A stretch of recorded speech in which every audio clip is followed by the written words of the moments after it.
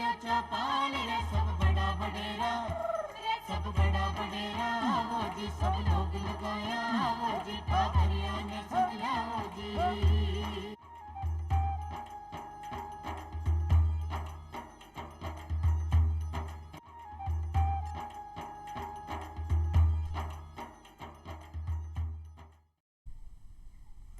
चौपाल देख बड़ा सगड़ा ग्रामीण भाई बहना ने राम राम सा भाई बहना ज्યાં चौपाल में यहाँ पर उजना नवा नवा विषय ले रहता है करा और साउंड की जानकारी हासिल करा।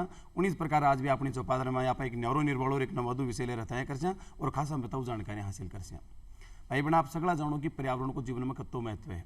अपना आसपास में जत्तो भी वातावरण है, नदी है, झील है, झरना है, पेड़ है, जंगल है, जीव जिनावर है, पक्षी है, पखेरु है, आ सगणों को अपना आप में बहुत महत्व है और ए है तो भी सबको वजूद है। आम जो अगर एक भी उगचूक हो जाए कोई कड़ी तो निश्चित रूप से सारा का ही अस्तित्व पर संकट आ जाए लो। तो पर्यावरण संरक्षण कितो आवश्यक है, पर्यावरण अपने लिए कई महत्व रखे, पर्यावरण आप क्या बचावा इन क्या पवित्र रखा और आपने जी भारतीय संस्कृति देखा दयानंद जी सरस्वती क्यों वेदा की ओर लौटो एक सीधो सीधो अर्थ है कि प्रकृति को जो वातावरण में स्वस्थ रखो, प्रकृति की आप पूजा करता रहिया भी, प्रकृति ने आप ईश्वर के तुल्य मानता रहिया भी, प्रकृति ने साफ सुथरी और पवित्र रखा। तो भाई बना आज आप यहाँ को विषय ले रहता है कर कि पर्यावरण सुरक्षा धरती की सुरक्षा जी की जानकारी ले रहा अपने बीच पधारिया है श्री कैलाश चंद मीणा साहब, जिसका अतिरिक्त प्रधान मुख्य वन संरक्षक है।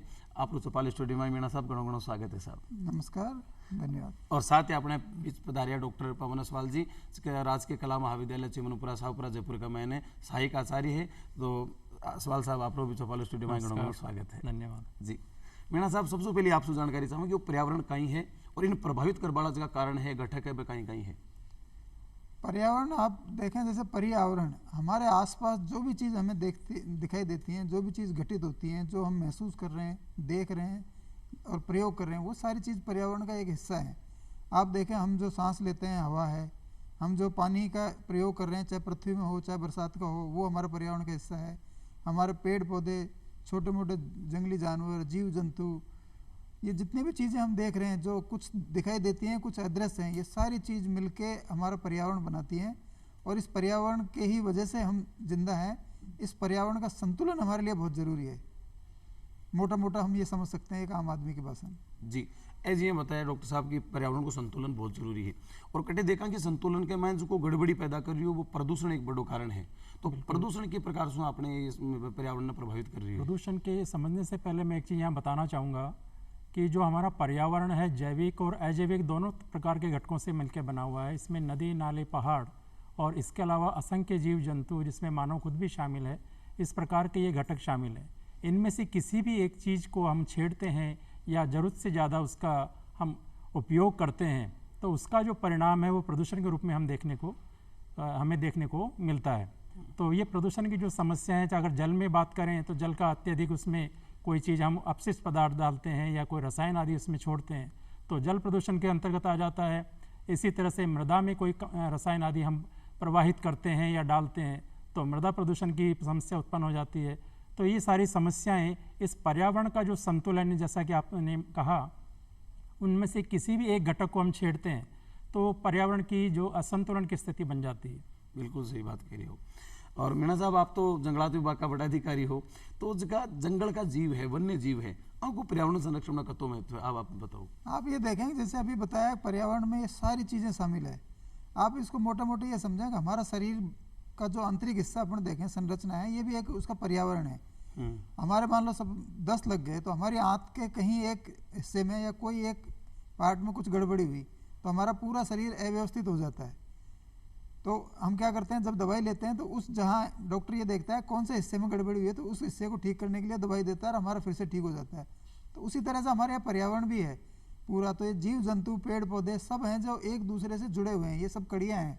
इनको आप अलग नहीं देख सकते कि जीव जंतु अलग हैं, पेड़ पौधे अलग हैं, या हमारा जो खान पीन है, फसलें हैं, पानी हम यूज़ कर रहे हैं, ये सारी चीज़ आपस में एक दूसरे से जुड़ी हुई हैं।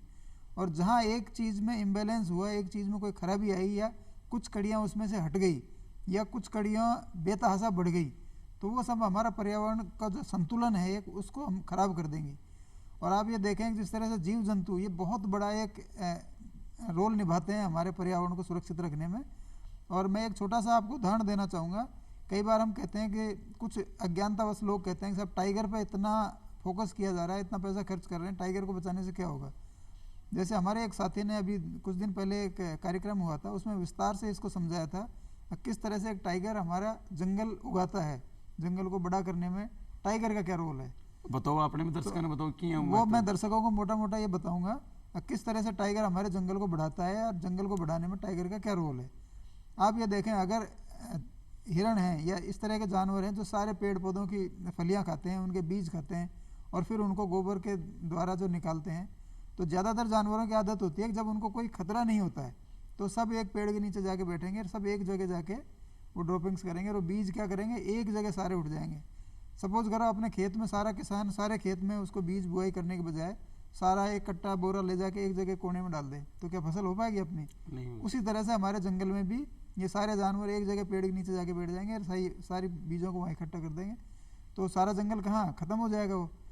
तो भगवान ने एक ऐसी व्यवस्था करी कि टाइगर बना दिया, टाइगर की सहायता के लिए पैंथर बना दिया, जरख बना दिया, छोटे छोटे मांसाहारी जो जीव बनाए ये उनके पीछे भागते हैं, तो उनका हमेशा भागना लगा रहता है ये आ जाएगा, तो ये जगह जगह जाएंगे तो जगह जगह बीज गिराएंगे। फिर ज़मीन को खोदने का काम दे दिया, जैसे हमारे सूअर हैं, तो सूअर क्या करता है, ज़मीन को खोदता है उससे पहले, तो बारिश आती है ज़मीन खुदी हुई मिलती है, बीज ट्रीटेड बीज जिसको कहते हैं, जब खा के जानवर निकालता है अपने गोबर में तो ट्रीटेड बीज होते हैं ताकि आसानी से उग सकें। बिल्कुल। तो और सब जगह फैलाने का उसका काम दे दिया।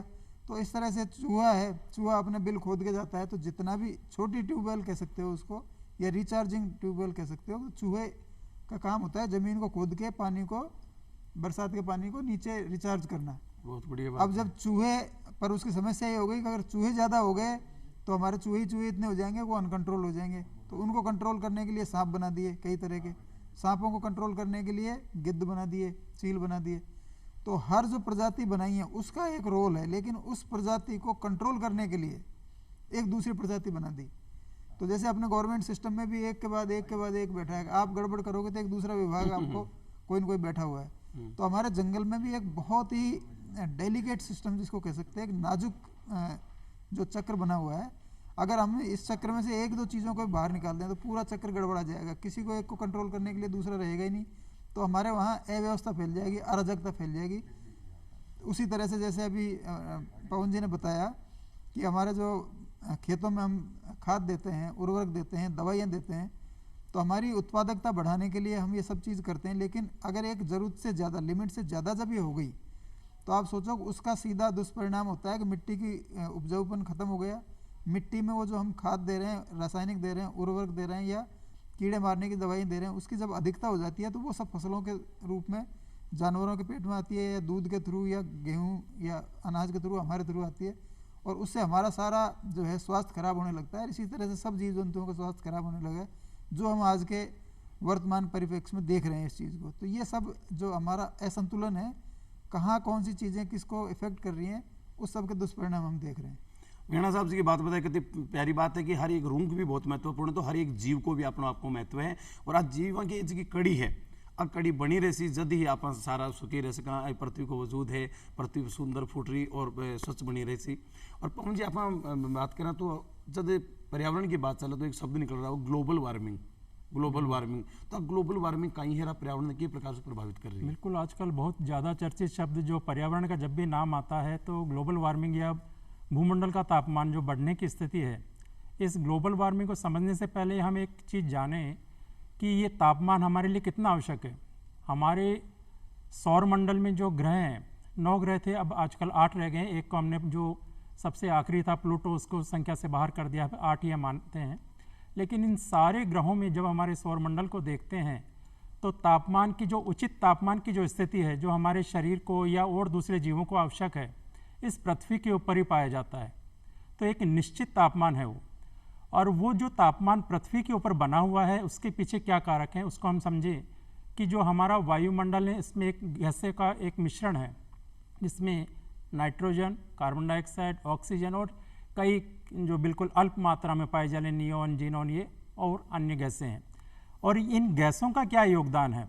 अगर ये गैसें ना हो, जिसमें जलवाष्प भी शामिल है, अगर ये गैसें ना हो हमारी पृथ्वी के वायुमंडल में, तो इसका परिणाम ये होगा कि हमारा पृथ्वी का जो तापमान है -18 डिग्री हो जाएगा, और इस स्थिति में कोई भी जीव यहाँ पर रह नहीं सकता। तो एक हम ये मान सकते हैं कि एक निश्चित तापमान हमारी पृथ्वी के लिए आवश्यक है। तो वो तापमान जो निश्चित हमारे जीव जंतुओं के लिए आवश्यक है या जो वनस्पति भी इसमें शामिल हैं उन सब के लिए, तो वो तापमान के लिए उत्तरदायी जो गैसें हैं वो कार्बन डाइऑक्साइड और जलवाष्प जैसी गैसें हैं जो हमारे वायुमंडल में निरंतर व्याप्त रहती हैं। लेकिन जैसे ही इस मिश्रण का जो अनुपात है वो अगर बिगड़ जाता है, और ये अनुपात बिगड़ने के पीछे जो जिम्मेदार है वो मानव खुद जिम्मेदार है, इसमें औद्योगिकरण, शहरीकरण जैसी जो ये बड़ी बड़ी शब्दावलियाँ हैं, इनका जो दुष्परिणाम है इसके कारण से कार्बन डाइऑक्साइड की मात्रा वायुमंडल में लगातार बढ़ती जा रही है। इसी प्रकार से जो दूसरी गैसें हैं जिसको हम हरित गैसें कहते हैं, मीथेन है, नाइट्रस ऑक्साइड है, इनकी मात्रा भी बढ़ती जा रही है। तो इनके कारण से जो हमें तापमान आवश्यक था उससे ज़्यादा तापमान हो रहा है। अब ज़्यादा तापमान होने के कारण क्या घटना हो रही है? ज़्यादा तापमान होने के कारण से जो मौसम चक्र है वो प्रभावित हो रहा है। मौसम चक्र के अंदर बहुत सारी चीज़ें, जैसे हम जलवायु का इस्तेमाल करते हैं शब्द का, तो जलवायु के अलग अलग घटक है। इसमें तापमान, वायु, जो हवाएं, जो पवनें हम बात करते हैं, इन सबको प्रभावित करने वाला है तापमान। जैसे ही तापमान बढ़ता है तो वायु की दिशा प्रभावित हो जाती है, और इसमें जो जल है हमारे पृथ्वी के ऊपर जो 70% है महासागरों में स्थित है, उनका जो प्रवाह है वो प्रभावित हो जाता है। कैसे? जैसे ध्रुवों के ऊपर हिमटोपियाँ हैं, ग्लेशियर आदि हैं, उनका लगातार पिघलना जलवायु के प्रभावित करने वाला एक बड़ा कारक है। जैसे लगातार जल का स्तर अगर समुद्रों में बढ़ेगा तो उसके कारण से जो तापमान की स्थिति है, हमारी जो पृथ्वी का तापमान है उसको नियंत्रण करने वाले भी बहुत सारे कारक हैं।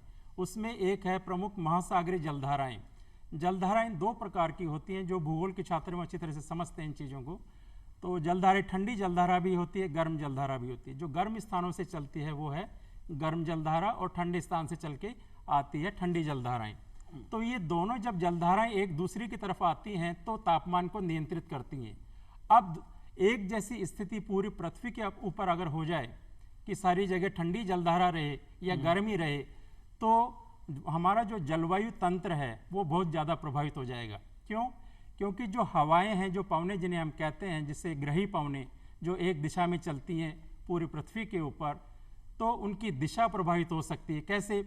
क्योंकि हवा किसी एक स्थान पर रुकती है और सतह का तापमान अपने अंदर ले लेती है। सतह अगर गर्म है, चाहे वो सतह सागर की हो या पृथ्वी की सतह हो, उनका तापमान ये अपने अंदर अवशोषित कर लेती है। उसके बाद ही अपने स्थान से दूसरे स्थान की ओर जाती है, और मार्ग में आने वाले जितने भी स्थान हैं, देश हैं, उन सबको ये प्रभावित करती है। तो महासागरों का इस प्रकार से बहुत बड़ा योगदान है तापमान को नियंत्रित करने में। और महासागरों से ही प्रभावित हो रही हैं पवनें, क्योंकि ये दोनों चीज़ें आपस में जुड़ी हुई हैं, तो कहीं ना कहीं तापमान को नियंत्रित करने में ये बहुत ज़्यादा इनका बड़ा योगदान है।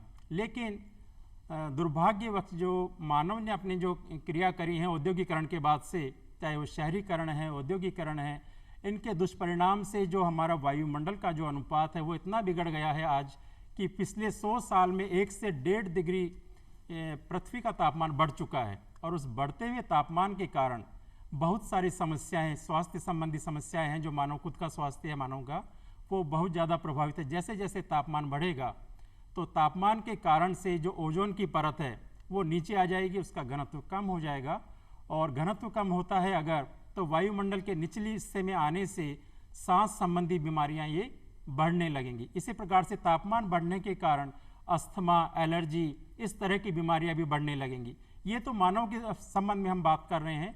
इसके अलावा जैसे जैसे तापमान बढ़ता है, पृथ्वी के ऊपर असंख्य सूक्ष्म जीव हैं जिनका कहीं ना कहीं हमारे प्रकृति के साथ में बहुत बड़ा योगदान उनका रहता है जैव विविधता को बनाए रखने के लिए। तो वो असंख्य सूक्ष्म जीव खत्म हो जाते हैं, क्योंकि उन्हें हम देख नहीं पा रहे हैं, क्या उनकी पीड़ा है या किधर वो रहते हैं, वो हमें उनको देख नहीं सकते, लेकिन वो प्रभावित हो रहे हैं। हर साल हजारों लाखों जो इसकी प्रजातियां हैं जीवों की, वो विलुप्त हो रही हैं, चाहे वो पक्षी हों, चाहे वो स्तनधारी जीव हो या कीट पतंगे, जिनकी संख्या तो करोड़ों में है। बिल्कुल। तो इस प्रकार से ग्लोबल वार्मिंग की जो घटना है बहुत ज़्यादा बड़े स्तर के ऊपर पूरे विश्व को प्रभावित करती है।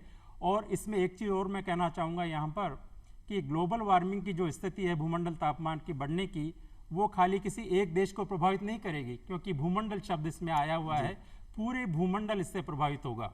वो अमेरिका में एशिया है, यूरोप है, अफ्रीका है, पूरा को पूरा भी प्रभावित बिल्कुल होती है। बिल्कुल बिल्कुल, क्योंकि हवा एक जगह नहीं रुकती, हवा अमेरिका की है तो वो भारत तक भी आएगी, सागरों में है तो जैसे जो हमारी मानसूनी हवाएं हैं वो सागर से एक कुल मिलाकर ये आप अगर गड़बड़ी कर रही है हाँ, तो आपने पड़ोसी देश भी प्रभावित हो सी। पड़ोसी देश का आदमी अगर गड़बड़ी कर रही है तो प्रभाव तो वातावरण तो वही है, भाड़ तो वो सीमा में रोक कौन सके। और मीणा जी भी जी आप बता रही है कि औद्योगिकीकरण, शहरीकरण और आधुनिकीकरण वो पर्यावरण के संतुलन के मायने कठिन कठिन में बाधा पहुंचा रही है, तो इस पर आपका कहीं विचार है?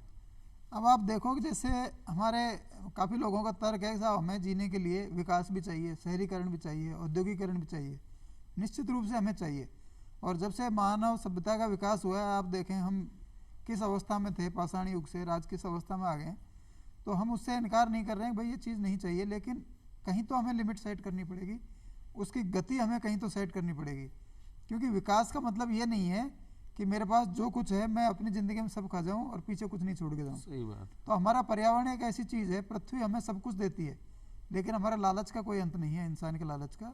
और हम जिस तरह से अंधाधुंध प्रयोग कर रहे हैं संसाधनों का, अब आप देखें आज से जब मैं बचपन था, मेरे बचपन में तो मैंने देखा है कि हमारे कुओं में तौलिया जो होता है अपना रुमाल कंधे पर रखते हैं, उसमें एक बांध के बाल्टी और कुएं से पानी निकाल लेते थे।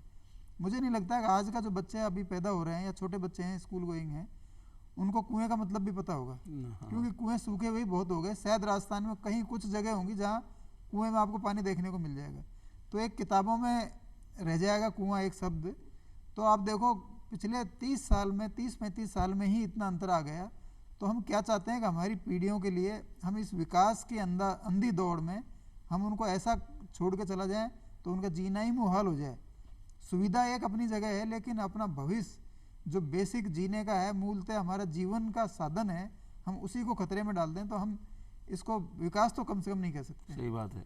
तो हम जो सतत विकास की बात करते हैं, सतत विकास का मतलब है अगर हम ऐसा विकास करें जो आगे आने वाली पीढ़ियों को लगातार वो विकास, उनकी सुविधाएं भी मिलती रहें, लेकिन हमारा पृथ्वी और इसका पर्यावरण जो है इसका संरक्षण भी होता रहे, ताकि हमारी आने वाली भविष्य की पीढ़ियों को भी ये संसाधनों का समुचित उपयोग कर सकें, वो फायदा उठा सकें। मीणा साहब एक टाइम यान को हो के अपने जाम्बू जी महाराज भी जगाई हैं कि हो के शीश साटे रूक रहे तो भी सस्तो जान, और बाका ये मंत्र न मानता भी 363 लोग खिजड़ी गांव जोधपुर के मायने खिजड़ी का वृक्ष न बचाता भी कुर्बान होगा भी को आज भी बादवा की दसे ने खिजड़ी को मेड़ो लागे।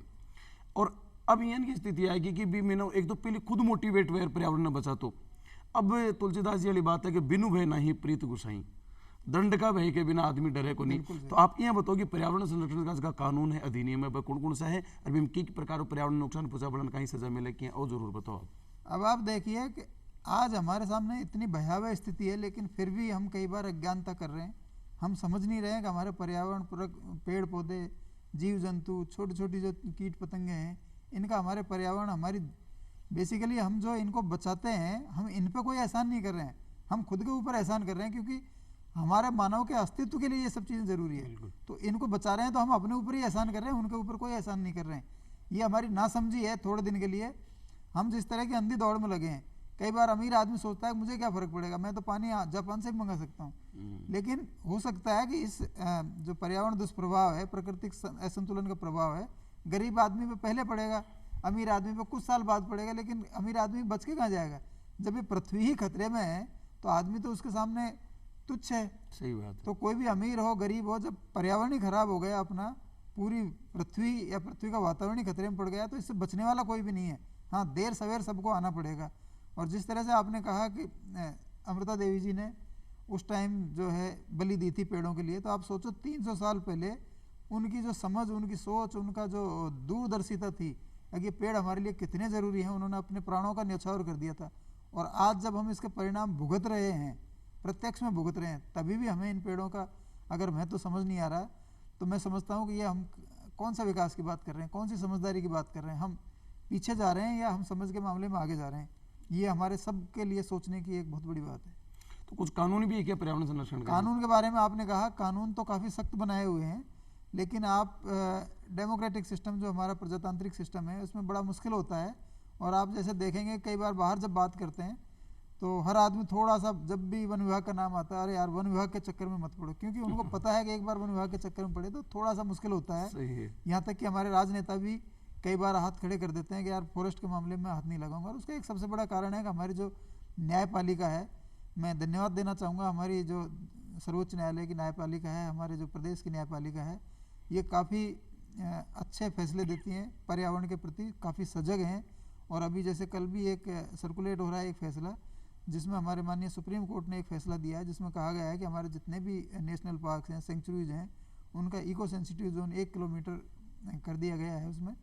और TN गोदावरमन का केस हमारा बहुत पुराना चल रहा है, पिछले 20-25 साल से, तो उसके संदर्भ में एक के बाद एक जो हमारे माननीय सर्वोच्च न्यायालय के जो निर्णय आए हैं, वो काफ़ी हमारे पर्यावरण को, हमारे जंगलों को और इन चीज़ों को बचाने के लिए बहुत सार्थक सिद्ध हुए हैं। और हमारे कानून तो हैं ही हैं यहाँ पे, जैसे अपने राजस्थान फॉरेस्ट एक्ट है, वन्य जीव सुरक्षा अधिनियम है, एक फॉरेस्ट कंजर्वेशन एक्ट है, जिसके तहत आपको अगर कोई विकास कार्य करने हो, 1980 में माननीय इंदिरा गांधी जी के टाइम में वो कानून लाया गया था भारत सरकार के द्वारा। और उसमें प्रावधान है कि हमारे जो भी विकास के कार्य हो रहे हैं, डेवलपमेंट कार्य, ऐसा नहीं है कि विकास के कार्य को एकदम ही रोक दिया जाए, लेकिन कहीं एक चेक सिस्टम बनाया हुआ है कि आप पहले जाएंगे, उसको अप्लाई करेंगे, उसके तहत आप भारत सरकार तक ये एप्लीकेशन जाती है और वो देखते हैं कि वाकई में पर्यावरण के प्रति ये जो प्रोजेक्ट आ रहा है, ये जो हमारा विकास कर रहे हैं, ये कितना वो है, अगर पर्यावरण को कितना इससे नुकसान हो रहा है और उसको कैसे कंपनसेट किया जाता है। एक प्रक्रिया निर्धारित की है, स्वीकृतियाँ भी मिलती हैं, लेकिन अंधाधुंध स्वीकृतियाँ जो हम अब तक देते आ रहे थे, वो हमारे पर्यावरण के लिए नुकसानदायक है।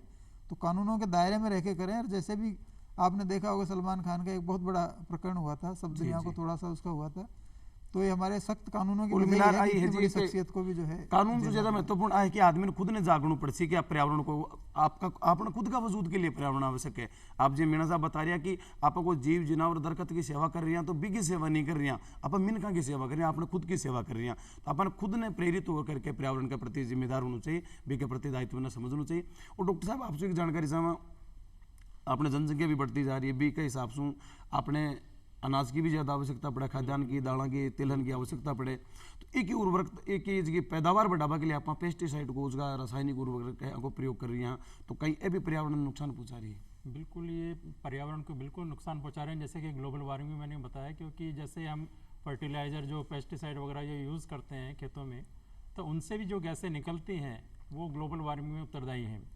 और उसके अलावा एक भूमि की अपनी क्षमता है, मिट्टी की अपनी क्षमता है, उसका जो एक कंपोजिशन, उसका संगठन है, उसके कणों का या उसका जो जैविक पदार्थ हैं, उनको अगर नुकसान पहुंच जाता है एक बार में, तो लगातार कितनी भी मात्रा में आप रसायन उसमें डालेंगे तो उससे उत्पादकता बढ़ेगी नहीं, कमी होती जाएगी। तो वो स्थिति हम देख रहे हैं, वो धीरे धीरे वो हमारे सामने बढ़ती ही जाएगी।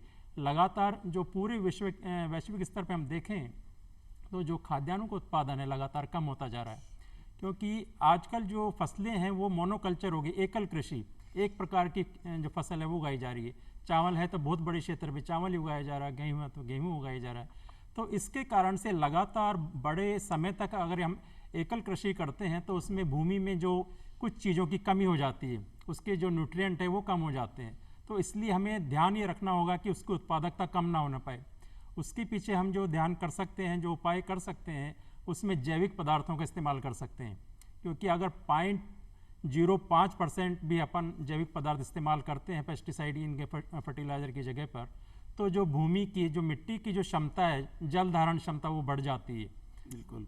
तो इस प्रकार से हमें इन चीज़ों को ध्यान मिला रही बचना ही चाहिए। अब मीणा साहब आपसे जानकारी चाहूँगा, एक आम आदमी है वो पर्यावरण संरक्षण में आपकी जीवन शैली क्या नहीं अपनावे कि वो पर्यावरण को संरक्षण भी करे, खुद भी आपको निका मान के सुदूर रहे। जीवन शैली के लिए एक आप देखें कि कुछ साल पहले हम गांव में रहते थे, बिजली भी नहीं थी उस टाइम, तो हम सब लोग हिल मिल के रहते थे, साइकिल से जाते थे और 10-5 किलोमीटर तो हम पैदल ही चले जाते थे। लेकिन आज आप देखो गांव में भी हमें अगर आधा किलोमीटर भी कोई सामान लेने जाना है तो हमारे बच्चे तुरंत मोटरसाइकिल उठाएंगे, किसी के पास कार है तो कार उठाएंगे। तो हमने यांत्रिक साधनों का प्रयोग इतना ज़्यादा बढ़ा दिया। तो मेरा सबको निवेदन है, सुझाव है, अगर हम ज़्यादा से ज़्यादा अगर 2-4 किलोमीटर है तो पैदल ही चल के जाएँ सुबह शाम, नहीं तो हम साइकिल, जो हमारी सबसे पहले एक आवागमन का साधन होता था, तो ज़्यादा से ज़्यादा साइकिल का हम प्रयोग करेंगे तो ये प्रदूषण, सड़कों पर जो भीड़ भाड़ है, ट्रैफिक जाम है, एक्सीडेंट्स है, इनसे हमें मुक्ति मिलेगी। और साइकिल को हम बदलें और हम जो प्राकृतिक परिवेश है, निम्नतम सुविधाओं में हम रहने की आदत डालेंगे तो मैं समझता हूँ कि हमारे पर्यावरण के लिए बहुत बड़ा एक योगदान रहेगा ये। मतलब आपने भारतीय दर्शन भी के हिसाब से अपन जिंदगी जीनी है। और भाई बहन समय की भी मर्यादा में है, इसलिए असवाल साहब और मीणा साहब आप चौपाल स्टूडियो में पधारे, आप घणो घणो धन्यवाद। और भाई बहन आशा करा जरूर कार्यक्रम आपने दाई आयो उसी, और निश्चित रूप से फिर एक नया विषय के साथ आपसे मिलते हैं, रूबरू होशियाँ। अब चाहूँ आप सगड़ा सो इजाजत, राम राम सा।